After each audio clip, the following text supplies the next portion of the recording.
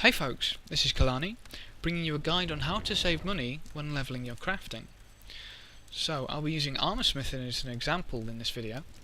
For armor smithing you're looking at raw materials, which are your metals and cloths, and then your fine crafting materials. So obviously the first way in which you can save money with these is to farm them yourself. So your metals are obviously, depending on the zone, level wise, you can get your metals by mining and gathering, so that's a nice easy one. Your cloths are a little more difficult and you'll be relying on killing humanoids for the cloth or something for supply bags for the cloth or for light armors, to salvage into the cloth. That can be a little awkward. The fine crafting materials you can farm level dependent on depending mobs, once again depending on which fine crafting material you're after. So bats, trolls, scale, etc. for bloods of different levels depending on which bloods you want. Bones are Grawl, I think, Jotun, Undead, you know, that kind of thing. There are a couple farming videos already up for those, for the first 2 tiers of fine crafting materials, so if you're having trouble with those, they may help you out. They're either on my channel or I will link them in the description. The other thing that we'll be spending money on for armor smithing is the spools of thread. Now there was a way to actually save a little bit of money on these, because you could buy them off the trading post and people would put them up for quite a bit lower. You may be able to make an offer these days for a bit lower, but people seem to have clued into that and either bought it all out or they're trying to sell it for a profit and refusing to sell it for anything less than the vendor price, which you know isn't going to work, because you can just go buy it from a vendor. It's easier, it's faster, you don't have to run to a trading post. But, oh well. So keep an eye on that, keep an eye on the trading post for spools, and you might be able to save a little bit of copper there. But if you're buying things, now if you're buying copper ore to start out, when your copper ore actually goes green, blue or grey, because it's kind of not worth using to level up after that, you might be able to buy your bronze ingots for a little bit cheaper. So if we just have a little look at that, 15 copper to buy straight away, or 36. So in this case, yeah, that's a no. So in this case, you don't actually save money there. So, going through the process of smelting more copper ore, even though it doesn't give you experience, will be saving you money, if you understand. So you want to look at both your ore and your bar, and see which is going to be cheaper, depending on the materials to create the bar. So when it gets to things like platinum, you want to take into account the cost of the primordium, and things like that. Once again, if you are buying things, fine crafting materials work the exact same way, except you can buy the insignias. Now, you don't get the experience for the insignia, but sometimes that's not actually too bad, because the insignia, when you get to the later stages, doesn't always give you even 1 level up. So, I mean, if we look at the very first ones, if we just go down in our insignias to our jute insignias, if we have a look at, say, resilient jute insignia, we have resilient, 23 copper, and it requires 3 tiny scales.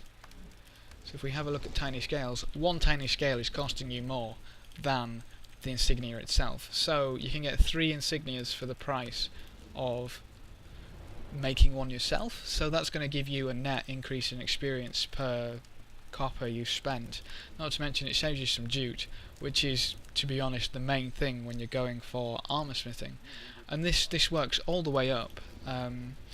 Prices do increase slightly on the embroidered jute insignias, or embroidered insignias, to the point where it could be more expensive to buy the insignia. This happened with cotton insignias, but once again, a few of them were cheaper. Like the ravaging insignia costed me about 40 copper at the time for the venom sacks, and I managed to buy the Insignias for a silver 50 or something like that. So I was saving money. Just about, but you know, every little helps when you're doing this. The brilliant thing is, if you overbuy accidentally, you can use them for a different craft, or you can try and sell them back. The next thing would actually be not overbuying. So if you only require 16 venom sacks but you bought 24 because you couldn't be bothered running back to the trading post again in case you needed another insignia creating, you're wasting money. It's a trade-off between money and time. If you're happy to run to a trading post, I mean, if you're doing this in the human area, you can just do in Divinity's Reach. You can go to the waypoint just next to the trading post, and then there's a waypoint back down to all the crafting posts. So, I mean, Divinity's Reach is probably the fastest place to do anything like that, but once again, if you are overbuying, you are wasting money, which obviously is not good if you're trying to save money. But either way, Insignias is going to save you quite a bit of money if you can find them, really. As I say, this starts to get a little iffy when you get to embroidered, but every plain insignia so far I've gone through with this armor smithing on this warrior has saved me so much money, so much money, because people overbuy and people create more insignias than they can actually use, and then they're desperate to get rid of them, and the amount of people that make this mistake leads to so much competition and not a lot of a lot of demand, because people either haven't clued into this, or they see the insignia creating giving them experience and don't think, oh, well, I could skip that bit of experience and just get more for the discoveries. So, you know, it could be either way, but at the moment, buying the insignias usually saves you quite a bit of copper. I mean, a third off the price of your crafting if it continues all the way through. Whoo, that would save you a lot of money. A lot of money. If we just have a look at silk insignia for this carrion, see if it continues all the way through. 75 copper. Now I can guarantee that large bones go for about that. Even more. So once again, that's saving you so much money. And I'll be doing that momentarily. The only other way you can really save money, or save more money while crafting, is to try and buy the crafting pieces. So if we... let's up the crafting components. Because people aren't too bothered about these going for a great deal. So if I buy more of the boot casing, or not, mithril boot casing, 1 silver 43. Now you can see mithril helmet casing, is definitely cheaper, right there, because that costs 2 ore minimum. Is it helmet casing? 1 bar, 2 ore, so half price. It's not too bad. And it turns out that, you know, by the end of it, these aren't giving you experience. So if you can buy the lining for, well, I guess that doesn't matter either, because you're saving that 19 copper either way. But if you can buy the lining for less than the silk, that's going to save you so much money as well.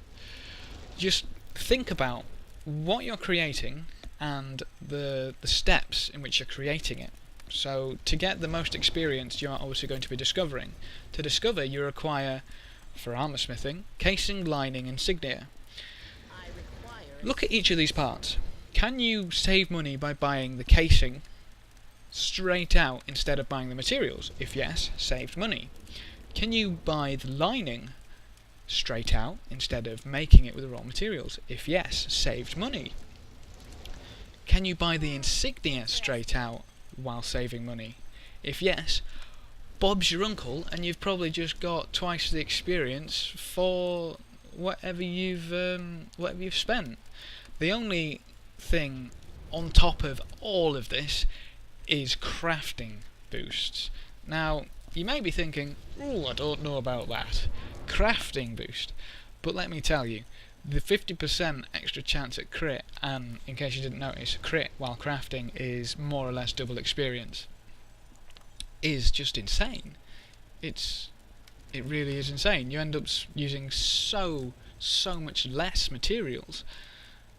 Add this together with your World v World bonus. I mean, we got plus 10% there, which is basically a fifth of a crafting boost. So 60% on World v World, or sorry, with the World v World, with a crafting boost, is more than half the time you're getting double experience for what you're using. So once again, saving money. If you've got these boosts from chests, even better, but make sure you save them until you've got a decent amount of crafting materials so you can craft for the straight hour. That's gonna be the best way to use it, if I'm perfectly honest. If I come up with anything else, or find anything else which will save you any money, as I say, keep an eye on those spools. They may change. Then I'll definitely let you know. But if you have any questions or queries, please do leave them in the comments below. I'll get back to you as soon as I can. If you want to discuss anything in-game, hit me up on Kelani Scar point 2950. And as always, have fun, and I'll see you next time. Get that mouthful out. So this will cover Vial of Thin Blood, Bone Shard, Small Claw, Small Fang, Small Scale, Small Totem, and Small Venom Sac. Now, quite a few of these are in the same area, or the same area.